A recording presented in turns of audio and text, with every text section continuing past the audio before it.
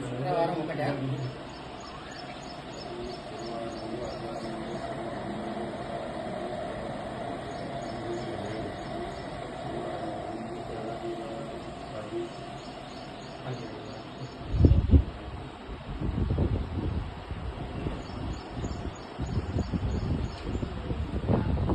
మేము హనుమాన్ టెంపుల్ కట్టుకొని 18 సంవత్సరాలు అయిపోయింది. అయితే అప్పటి నుంచి కూడా మంచిగా మేము గుడి వరకు కట్టుకొని అట్లా పూజలు చేసుకోవడం అట్లా జరిగింది. దాని తర్వాత అక్కడ మండపం వరకు కట్టుకున్నాం. తర్వాత మళ్ళీ రామాలయం కూడా మాకు ఊర్లో ఉన్నది, నడుగులో ఉన్నది. అంటే అక్కడ ఇబ్బంది అవుతుంది, ఇటుగా ఉందని చెప్పేసి ఇక్కడ మనకు ప్లేస్ ఉందని తీసుకొచ్చుకొని ఇక్కడ చూపించుకొని ఐటమ్ తీసుకొని మాట్లాడుకొని కట్టించుకున్నాం. ఇది ఇక్కడ గుడి వరకు కట్టించుకున్న తర్వాత అందరూ గ్రామస్తులు కలిసి డబ్బులు వేసుకొని అక్కడ చందాలాగా వేసుకొని గుడి కట్టుకున్నాం. తర్వాత మళ్ళీ కొన్ని రోజుల తర్వాత చుట్టూ పారు కూడా కట్టుకున్నాం. ఆ తర్వాత కొన్ని రోజుల తర్వాత మళ్ళీ ఇట్లా సీసీ తీసుకోవడం ఇలాంటివి చేస్తున్నాం.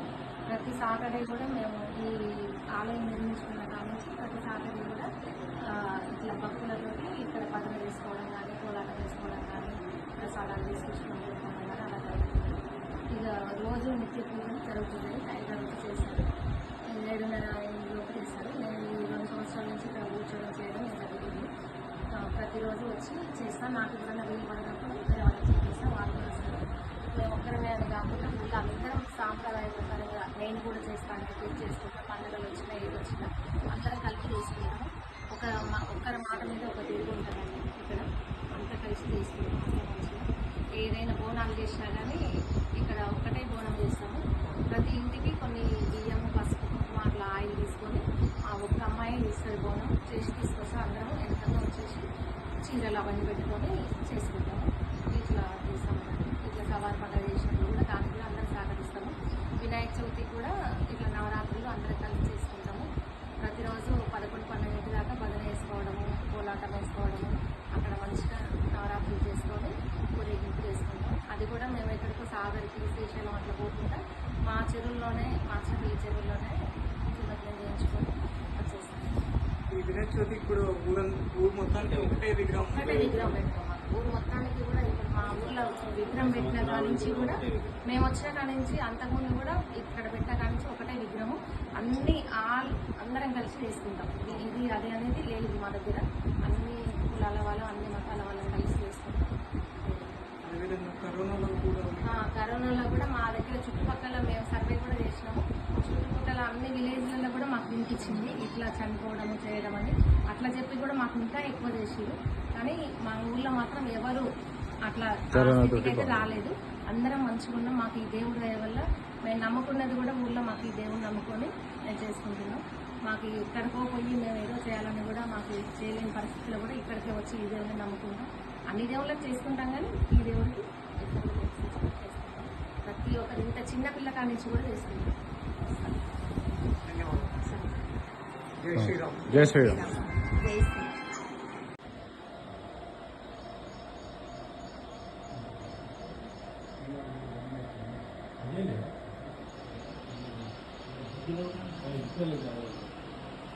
శుక్రవారం ఒకటే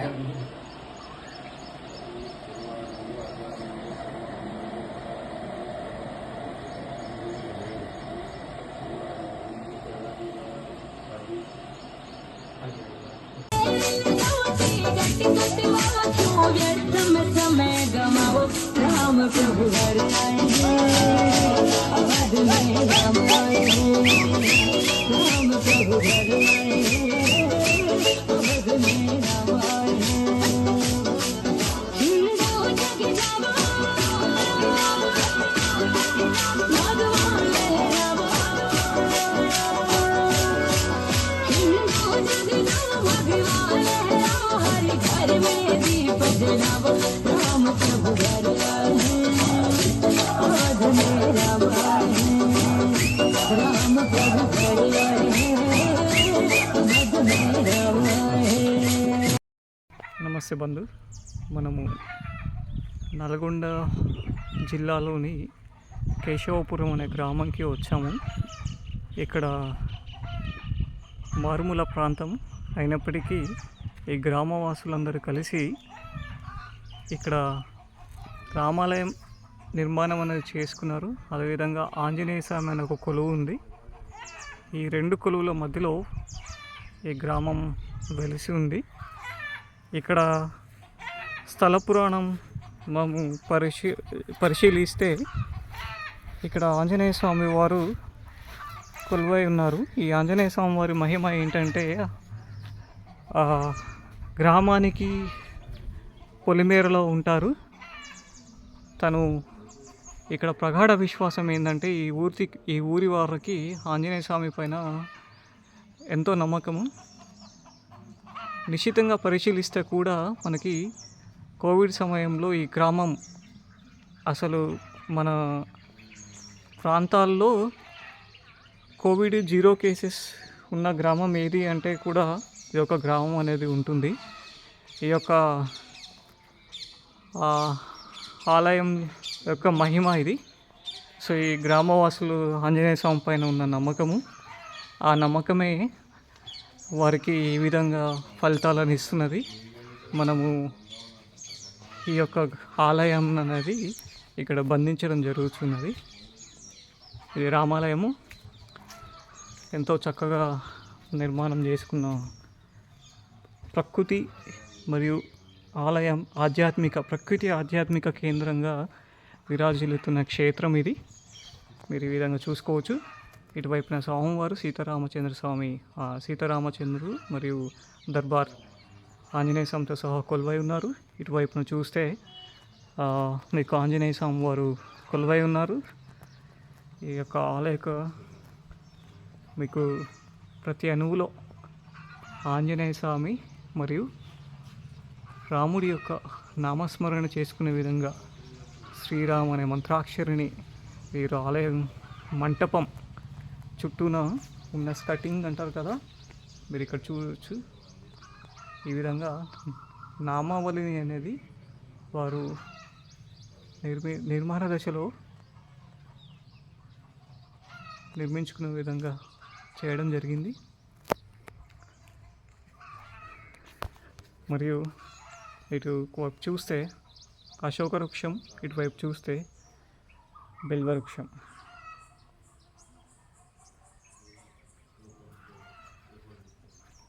ఉన్నది. అదేవిధంగా ఈ ఆలయానికి 3 ద్వారాలు ఉన్నాయి. ఇటువైపున north east corner, south east corner, అదేవిధంగా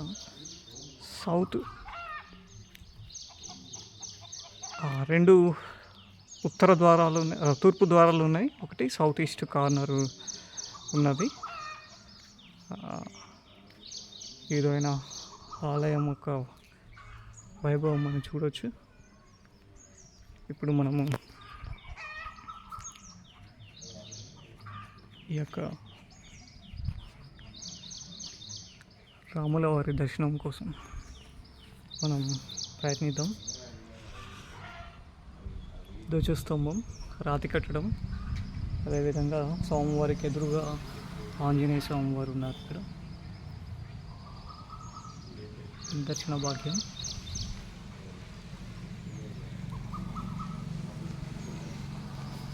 ఇటువైపు వస్తే మనకి జయ విజయుల స్వామి. ఏదైనా బోనాలు చేసినా కానీ ఇక్కడ ఒకటే బోనం చేస్తాము.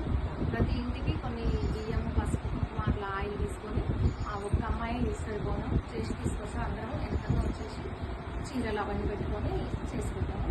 ఇట్లా చేస్తాము. ఇట్లా సవార్ పండుగ చేసినప్పుడు కూడా దానికి కూడా అందరం సహకరిస్తాము. వినాయక చవితి కూడా ఇట్లా నవరాత్రులు అందరం కలిసి చేసుకుంటాము.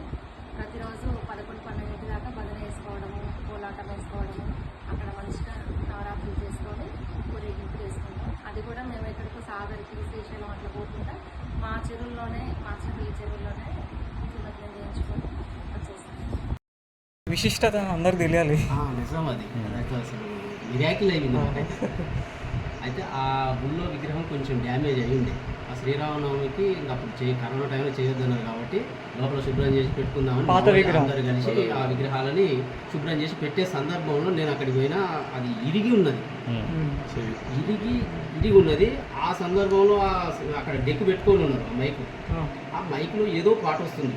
ఏ పాట కానీ నాకు ఐడియా లేదు, కానీ అసలు విపరీతమైన ఉద్వేగం వచ్చి ఏడ్చిన ఇంకా పూర్తిగా బయటికి బాగా దుఃఖం వచ్చింది. ఆ దుఃఖం వస్తే మా అన్న కొడుకు వచ్చింది. ఏంది బాబా ఏమైంది నీకు ఏమైందని వాడు వచ్చి భుజం దర్శనం కూడా ఆగుతలేదు. ఈ లోపల వేరే వాళ్ళ ఇంటికి వెళ్ళిపోయింది లోపలికి. వాళ్ళ ఇంట్లోకి పోయినా సద్మాయించుకున్నా ఆగిన, మళ్ళీ ఆ తర్వాత బయటకు వచ్చినాక కూడా మళ్ళీ వచ్చేస్తుంది. ఇక తట్టుకోలేనంత అంటే బాధ అవుతుంది అంతా. ఎందో మరి నాకైతే అర్థం కాలేదు. భిన్నమైన ఇదైంది. అయితే అది అయిపోయినాక ఏం జరిగింది, అంతకు ముందు నుంచి మేము మా పెద్దలున్న కాడ నుంచి కూడా రామాలయం తప్పకుండా కట్టుకోవాలనే సంకల్పం అయితే చేసుకొని ఉన్నాం. గత 10 ఏళ్ల కిందనే చందాలు రాసుకున్నాం, తలా ఒక 10,000. అయితే అక్కడ అదొక పోస్ట్ పని అయింది, ఎందుకయిందో తెలియదు. ఇది అయిన తర్వాత ఏం జరిగేదంటే మేము ఎప్పుడు ఆలోచించినా కూడా ఎక్కడన్నా గుడి నిర్మాణం అయ్యి ఆపులు ఆగి ఉన్నాయి కొన్ని. మా ఊర్లో అంటూ మొదలు పెడితే 1 year బిలో కంపల్సరీ గుడి శంకుస్థాపన కావాలి, విగ్రహ ప్రతిష్ట కావాలి. అంతకు తప్ప ఆగొద్దు అన్న సంకల్పం ఆగుంది మాలో. ఇక భగవంతుని దయ, రాముల వారి కృపతోని అన్నీ అలా జరగడం, మేము శంకుస్థాపన పూనుకోవడం. శంకుస్థాపన ఎప్పుడు చేసినాము, సెప్టెంబర్లో ఏ నెలలో చేసింది మనం? సెప్టెంబరే శంకుస్థాపన చేసింది మేము. సెప్టెంబర్లో శంకుస్థాపన చేస్తే మే 7వ తారీఖు నాడు విగ్రహ ప్రతిష్ట చేసినాం. Below 1 year. ఏ సంవత్సరం ఉండేది? 2021లో రామాలయం పునర్నిర్మాణం జరిగింది. 2021లో శంకుస్థాపన చేసాం. 2021 సెప్టెంబర్లో. 2022 మే నెల 7వ తారీఖు నాడు విగ్రహ ప్రతిష్ట చేసినాం. అంటే అంత రాముల వారి కృప. అప్పుడు మాకు ఉండేసి మా ఊర్లో ఏముండేదంటే అండి, ఒక్క పైసా కూడా మేము వృధా చేయము. వినాయక చవితి చేస్తే సందాలు చేసుకుంటాం. ఈరోజు ఏమన్నా మిగిలితే వాటిని మేము వేరే వాళ్ళ కాడ ఒడ్డుకి నడుపుతాం. నెక్స్ట్ ఇయర్కు మళ్ళీ అవి కలిపి మళ్ళీ నిర్వాహణకు పెడతాం. మళ్ళీ చందాలు ఏమన్నా వస్తాయి, మళ్ళీ వాటిని కూడా సేమ్ ఇట్లాగనే ఈ విధంగా పెంచుకుంటూ ఉంటాం. ఇట్లా మేము ప్రతి సంవత్సరం హనుమత్ గాయత్రి యజ్ఞం కూడా చేస్తాం. 18 సంవత్సరాలు అవుతుంది విగ్రహ ప్రతిష్ట చేసుకొని. నవంబర్ 22 నాడు విగ్రహ ప్రతిష్ట చేసాము. కార్తీక శుద్ధ త్రయోదశి. ప్రతి సంవత్సరము హనుమత్ గాయత్రి మహాయజ్ఞం చేస్తాం. ఊరు మొత్తం కలిపి హనుమత్ గాయత్రి మహాయజ్ఞం ఆ రోజు సంవత్సరం, ఇప్పటి వరకు ఏ సంవత్సరం కూడా ఆగల. అట్లా చేస్తుంటాము. అయితే అప్పుడు చేసిన అమౌంట్ కూడా చందాలు వేసుకొని చేసి ఏ పైసా కూడా దుర్వినియోగం కాకుండా వాటిని కాపాడుకుంటూ ఉంటాం. ఈ సందర్భంలో మాకు ఏముండేనంటే, ఈ విగ్రహ ప్రతిష్టకు పూనుకునే ముందు ఒక 4 lakhs రూపీస్ మా గుమ్మడిది, మా గ్రామానికి సంబంధించి ఉండేది. వాటిని పెట్టుకొని స్టార్ట్ చేసాం. ఓన్లీ ఆ అమౌంట్ చూసుకొని మొదలుపెట్టిన పెట్టుడు మాకు 40 lakhs ఆటతో, ఆ 4తో ఇంకా 36 lakhs చందాలు జమైనాయి స్వచ్ఛందంగా, ఎవరిని బలవంతం చేయకుండా. ఆ స్వామివారే వాళ్ళ మనసులోకి పోయి, అరే అక్కడ నిర్మాణం అవుతుంది, ఈ పోండిరా అన్నట్టు ఇచ్చిండు అన్నట్టు స్వచ్ఛందంగా ఊనుకున్నాం. గ్రామస్తులు అందరి సహకారంతో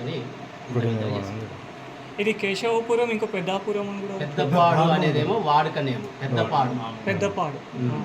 ఈ రిజిస్టర్ నేమ్ మొత్తం కేశవ. అయితే మేము వస్తూ ఉంటే కేశవపురం అంటే చెప్పలేకపోతున్నాం కొంతమందికి. చుట్టుపక్కల వాళ్ళకంతా పెద్దపాడు అంటేనే ఎక్కువ తెలుసు. Government record Keshava. Peddapadu. Okay. తెలుస్తుంది లోకల్. పెద్దపాడు అంటే తెలుస్తుంది. గవర్నమెంట్ రికార్డ్ అయితే కేశవ. అదే మాకు కొంచెం రోడ్ కన్ఫ్యూజ్ అయ్యి అడుగుతూ ఉంటే కేశవపురం అంటే లాస్ట్కి ఒక తను వచ్చేసి ఆ ముందుకెళ్ళండి పెద్దపాడు అంటారు. మళ్ళీ ఆ పేరు పట్టుకొని చదువుకున్న వాళ్ళకి కొంచెం ఇప్పటి వాళ్ళకైతే కేశవాపురం మంచిగా తెలుసు. పాత వాళ్ళకి పెద్దపాడు అంటేనే చాలా